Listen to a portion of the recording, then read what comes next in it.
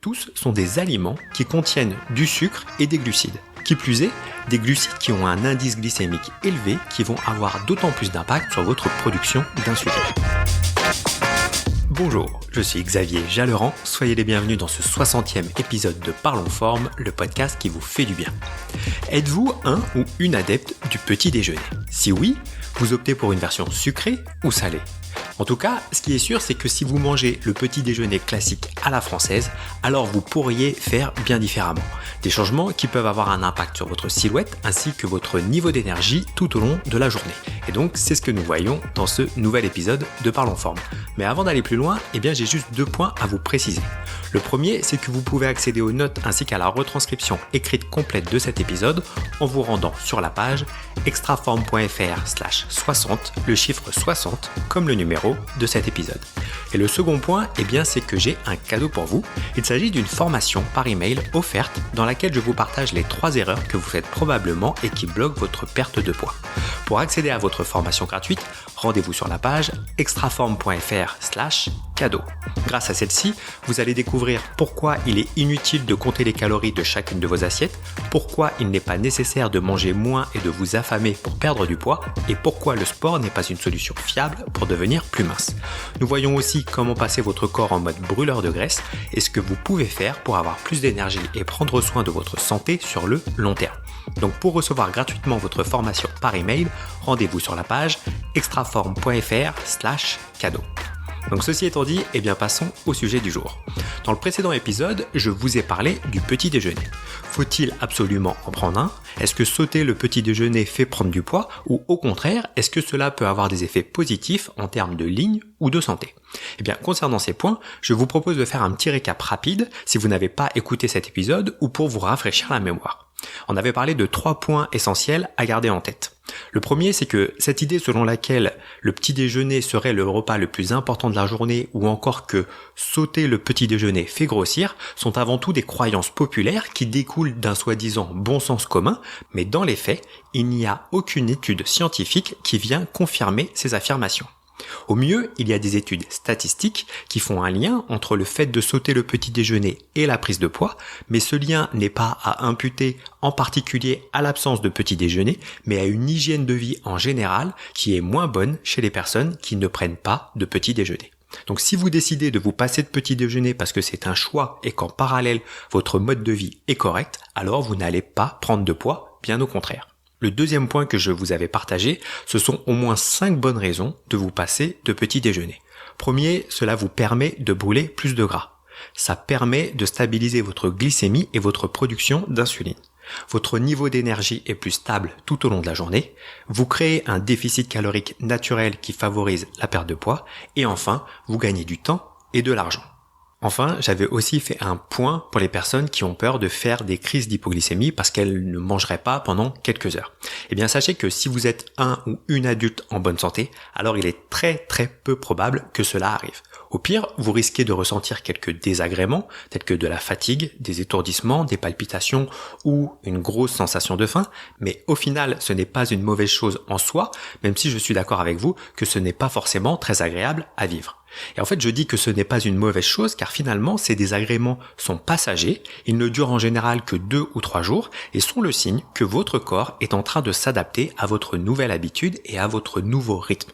Donc, votre organisme reprend l'habitude d'aller chercher de l'énergie dans vos réserves de graisse afin de ne plus dépendre du sucre et des glucides que vous pouvez lui apporter à travers votre alimentation.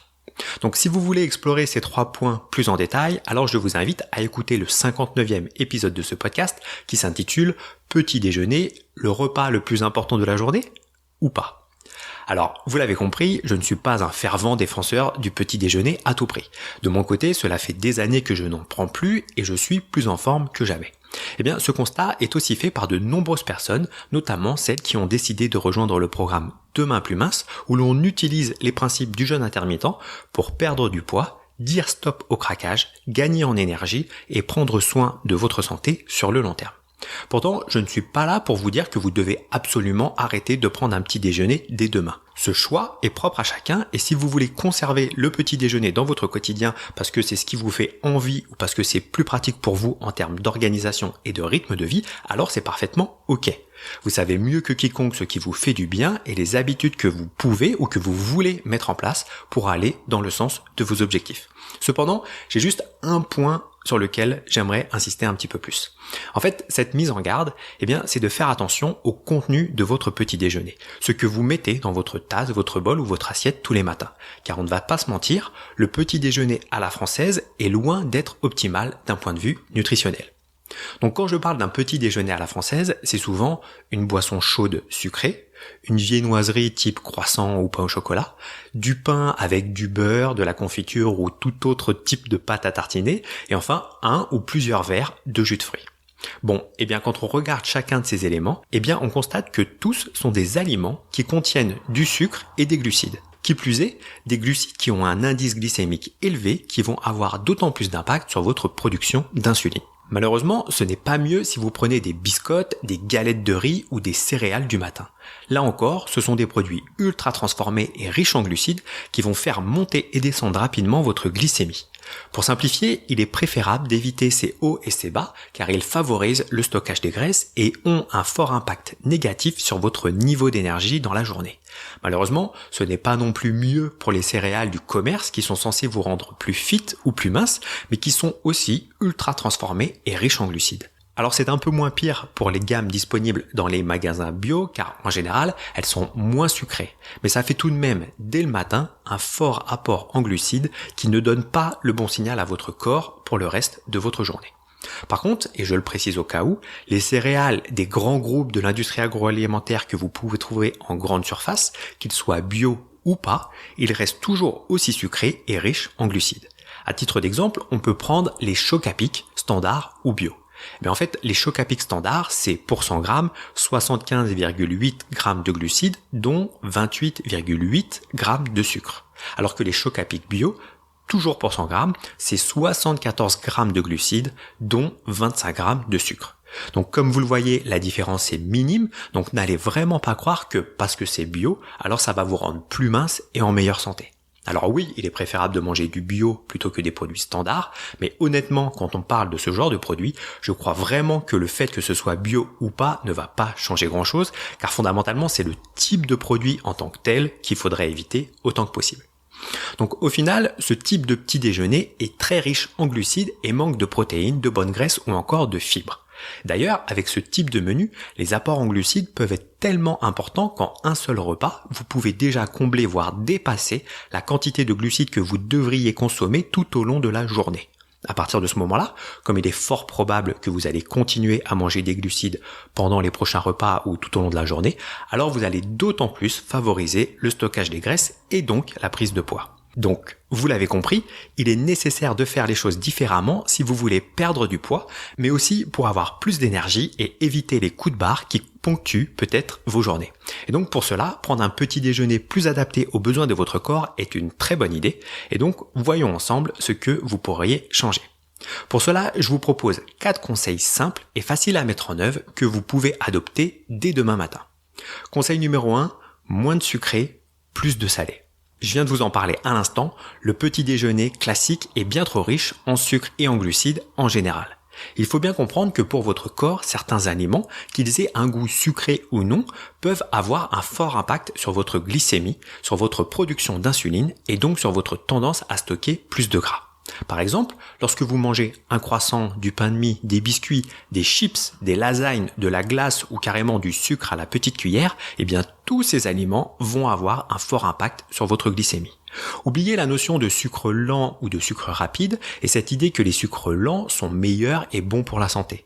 Cette notion date et elle est maintenant dépassée car au final, ce n'est pas tant la vitesse à laquelle un sucre va être assimilé par votre organisme qui compte, mais plutôt son impact sur votre glycémie et les réactions en chaîne que cela peut entraîner.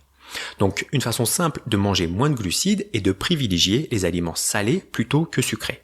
Pour autant, renseignez-vous un minimum concernant les apports en glucides des aliments que vous consommez car le goût salé n'est pas une garantie d'un faible apport en glucides. D'une façon générale, les aliments à base de céréales et de blé en particulier, mais aussi de riz, de maïs ou encore de pommes de terre, pour les plus communs, sont des aliments qui sont susceptibles d'avoir un indice glycémique élevé. C'est d'autant plus le cas lorsque ces produits sont ultra transformés et en particulier réduits en poudre ou en farine. Et finalement, quand on regarde les habitudes alimentaires un peu partout dans le monde, on se rend bien compte que manger salé est une habitude bien plus répandue que les petits déjeuners sucrés. Les Anglais aiment le bacon, les œufs, les saucisses ou encore les haricots à la tomate. Pour les Espagnols, ce sera peut-être de la tortilla ou encore de la charcuterie. Les Allemands incluent régulièrement du fromage dans leur petit déjeuner. Dans les pays scandinaves, ils n'hésitent pas à manger du poisson frais ou fumé, et en Asie, il est commun de manger du bouillon de légumes ou de viande avec des nouilles ou encore des raviolis. Bref, donc tout ça pour dire que fondamentalement, manger sucré de bon matin est surtout une question d'habitude. Des habitudes que l'on a acquises parce qu'on a grandi dans un contexte particulier, mais dans le fond, il n'y a vraiment rien de dégoûtant ou de repoussant à manger quelque chose de salé le matin. Et je le précise et j'insiste un peu sur ce point car pour en avoir déjà discuté de ce sujet avec certaines personnes, je sais que cette idée a parfois beaucoup de mal à faire son chemin. Deuxième conseil, plus de protéines. D'une façon générale, les protéines ont un véritable intérêt nutritionnel et répondent parfaitement aux besoins de votre corps. Et donc c'est d'autant plus le cas au moment du petit déjeuner, et ce pour au moins 3 raisons. Première raison, ça vous permet d'avoir plus d'énergie et de motivation. Les protéines animales contiennent des acides aminés qui répondent aux besoins de votre organisme au moment où vous vous levez. Ces acides aminés vous permettent d'avoir plus d'énergie, d'être plus concentré et plus vigilant tout au long de la matinée. Deuxième raison, vous aurez moins faim dans les heures à venir. Car là où les glucides vont favoriser la sensation de faim dans les 2 ou 3 heures qui suivent le repas, les protéines, elles, vont vous permettre de vous sentir plus rassasié pendant plus longtemps. De plus, des études montrent que manger des protéines au petit déjeuner a aussi un impact sur le niveau de nourriture que vous allez manger aux autres repas. Pour faire simple, si vous mangez des protéines le matin, alors vous aurez naturellement moins faim et donc tendance à moins manger pendant tout le reste de la journée. Troisième bonne raison, les protéines ralentissent votre digestion et ce point est intéressant en particulier si vous gardez une part d'aliments riches en glucides dans votre repas. Les protéines vont alors ralentir la digestion de ces aliments et donc limiter le pic au niveau de votre production de glycémie, ce qui limite la somnolence tout en favorisant la concentration et la vigilance. Alors troisième conseil, mettez plus de bons gras. Les bonnes graisses sont à inclure dans chacun de vos repas. Donc oui, aussi au petit déjeuner. Car au même titre que les protéines, elles permettent à la fois d'augmenter la sensation de satiété au moment de votre repas, mais aussi de prolonger cette sensation pendant de longues heures. Si vous avez faim et ou tendance à grignoter entre les repas, la combinaison de bonnes graisses et de protéines est définitivement un duo gagnant pour faire disparaître ces sensations rapidement. De plus, ces graisses sont une source d'énergie bien plus fiable et durable que les glucides. Concrètement, cela signifie que là encore, vous favorisez un niveau d'énergie stable tout au long de la journée plutôt que de dépendre de vos apports en sucre et en glucides pour vous sentir en forme et énergique. Conseil numéro 4, mangez plus de fibres. Là encore, il y a 2 intérêts majeurs qui vont compléter ceux déjà obtenus précédemment avec les protéines et les graisses. Avoir plus de fibres dans votre repas permet à la fois d'avoir une sensation de satiété plus importante au moment de votre repas et aussi de ralentir votre digestion en général et donc de limiter le pic de sécrétion d'insuline. Sur ce point, il est intéressant de faire un petit focus sur la question des fruits et de leur jus en particulier. Car je ne sais pas si c'est clair pour tout le monde, donc je préfère le dire clairement ici. Boire un verre de jus de fruits n'a strictement rien à voir avec le fait de manger un fruit entier. Vous pensez peut-être que c'est le cas et je comprends parfaitement pourquoi quand on voit le matraquage et le marketing fait par toutes les marques de jus de fruits qui cherchent par tous les moyens à vous convaincre que boire un jus de fruits est bon pour la santé et que cela vous permet de faire le plein de vitamines pour être en forme toute la journée. Sauf qu'en fait, non, c'est pas vraiment le cas. Lorsque vous buvez le jus d'un fruit, vous buvez surtout son eau et son sucre. De plus, pour faire un verre d'une taille standard, on va dire 20 centilitres, il faut en général bien plus qu'un seul fruit. Et ça veut dire qu'au final, vous buvez l'eau et le sucre de 4 ou 5 pommes ou de 4 ou 5 oranges par exemple. Ce sucre qui, en plus, lorsqu'il est consommé sous forme liquide, va passer d'autant plus rapidement dans votre sang et faire grimper votre glycémie et votre production d'insuline. Donc non, boire un verre de jus de fruits n'a rien à voir avec le fait de manger le fruit en entier. Est-ce qu'il vous semble envisageable de manger 4 ou 5 pommes ou 4 ou 5 oranges à la suite en quelques minutes? Vous êtes d'accord avec moi? C'est assez peu probable. 1, ça passe. 2, ça commence à faire beaucoup. 3, c'est clairement trop. Et pourquoi? Eh bien parce que quand vous mangez un fruit entier, vous consommez le sucre et l'eau contenus dans le fruit, mais aussi et surtout toutes les fibres qui composent ce fruit. Des fibres qui vont vous rassasier pendant un long moment, contrairement au jus dont vous pouvez boire plusieurs verres à la suite sans aucun problème. Sans parler du fait que lorsque vous mangez un fruit entier, vous bénéficiez aussi des vitamines et des minéraux contenus dans ce fruit, des micronutriments essentiels au bon fonctionnement de votre organisme et qui sont la plupart du temps détruits lors de la transformation du fruit en jus. Donc ce sont autant de bonnes raisons d'oublier les jus et de consommer de vrais fruits. Donc pour résumer, l'idée est donc d'avoir dans votre bol ou dans votre assiette plus de salé que de sucré. Des protéines, animales en particulier si vous en mangez, au moins une source de bonne graisse et des fibres. Donc concrètement, ça veut dire que vous pourriez opter pour des œufs et en particulier la cuisson à la coque qui permet de conserver un maximum de nutriments tout en étant rapide, mais aussi du jambon blanc, du blanc de dinde, du saumon, de la truite ou encore des yaourts ou du fromage si vous digérez bien ces types de produits. Et si c'est le cas, eh bien privilégiez ceux faits à partir de lait de chèvre ou de brebis. Si vous ne mangez pas de protéines animales, les protéines végétales peuvent aussi faire l'affaire.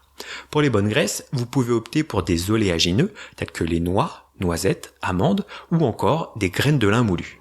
Si vous optez pour des produits salés dans votre petit déjeuner, alors vous pourriez aussi intégrer de l'avocat ou des olives qui peuvent parfaitement se marier avec de la charcuterie, des œufs ou encore du poisson fumé. D'ailleurs, certains produits riches en protéines peuvent aussi avoir un apport intéressant en bonne graisse, et c'est notamment le cas des poissons gras comme le saumon, le hareng, le maquereau, mais aussi les œufs, lorsque les poules ont une alimentation riche en oméga 3, et donc c'est le cas des œufs qui font partie de la filière bleu-blanc-cœur. Pour les fibres, vous l'avez compris, consommer un fruit entier sera bien plus intéressant que de boire uniquement son jus. Vous pouvez aussi opter pour du pain que vous choisiriez complet et idéalement produit de façon la plus traditionnelle possible. D'une façon générale, l'idée est de privilégier les produits les plus naturels possibles et donc ceux qui ne sont pas trop transformés ni produits de façon industrielle. Pour terminer ce podcast, je souhaite juste mettre l'accent sur le fait que finalement, ça n'a pas vraiment de sens de considérer que le petit déjeuner est un repas à part. Au final, votre corps n'a pas spécialement besoin de sucrer le matin et de saler le midi et le soir. Si nous avons ce type de comportement en France, c'est purement culturel et parce qu'au cours des dernières décennies, tout a été fait pour qu'on adopte ce type de comportement, mais fondamentalement, cela ne repose en aucun cas sur les besoins réels de votre corps. Et je dirais même au contraire, car comme j'ai pu vous l'expliquer au cours de ce podcast, vous auriez tout intérêt à adapter votre petit déjeuner si vous décidez d'en prendre un. Pour cela, il n'est pas forcément nécessaire de révolutionner votre façon de manger du jour au lendemain, vous pouvez y aller étape par étape et voir comment vous pouvez faire évoluer votre repas pour aller dans une meilleure direction. Vous pouvez par exemple manger un fruit entier plutôt que de boire un verre de jus, manger du pain complet plutôt que du pain blanc, prendre du pain artisanal plutôt que du pain industriel, ajouter un œuf ou une ou deux tranches de jambon ou de saumon fumé à votre repas, acheter du muesli bio et nature que vous allez sucrer vous-même avec autre chose que du sucre blanc et vous pouvez même l'agrémenter de fruits ou d'un yaourt au lait de chèvre par exemple. Globalement, il y a plein d'options qui sont tout aussi bonnes, faciles et rapides pour vous faire plaisir tout en vous faisant du bien. Et je vous assure que ces changements simples peuvent vraiment avoir un impact majeur sur votre ligne et votre niveau d'énergie que vous allez ressentir tout au long de la journée. Donc prenez quelques instants pour réfléchir à ce que vous pourriez mettre en place et tester par vous-même. Dans le meilleur des cas, vous constatez ces bienfaits et vous décidez de continuer sur votre lancée. Au pire, vous reprendrez vos anciennes habitudes après quelques jours, mais peut-être que vous garderez 1 ou 2 points qui étaient OK pendant votre phase de test. Dans tous les cas, il est probable que si vous vous posez ces questions sur ce sujet du petit déjeuner, c'est parce que votre alimentation est un sujet qui est important à vos yeux et que vous avez envie de faire mieux et de changer des choses. Si c'est votre cas et que vous souhaitez perdre du poids, avoir plus d'énergie et prendre soin de votre santé, alors je vous propose que nous allions plus loin ensemble. Et pour ça, je peux vous accompagner grâce au programme Demain plus mince. Si vous voulez tout savoir sur ce programme, rendez-vous maintenant sur le site demainplusmince.com. Grâce à cette méthode, vous pouvez perdre jusqu'à 1 kg de graisse par semaine sans prise de tête inutile et en continuant de manger ce que vous aimez. Et d'ailleurs, si vous êtes particulièrement attaché au fait de prendre un bon petit déjeuner, alors vous pouvez parfaitement le faire. Globalement, grâce à cette méthode naturelle et facile à suivre, vous obtenez des résultats dès les prochaines semaines et vous adoptez les bonnes habitudes qui vont vous permettre de les conserver de façon durable. Fini le yo-yo que vous subissez peut-être depuis des années, voire des décennies. Donc, pour tout savoir sur la méthode et découvrir les 5 bonus offerts dans votre pack, visitez maintenant le site demainplusmince.com. Je suis impatient de vous accueillir au sein du programme. Je sais que nous allons réaliser de belles choses ensemble, donc je vous dis à très vite. Ciao.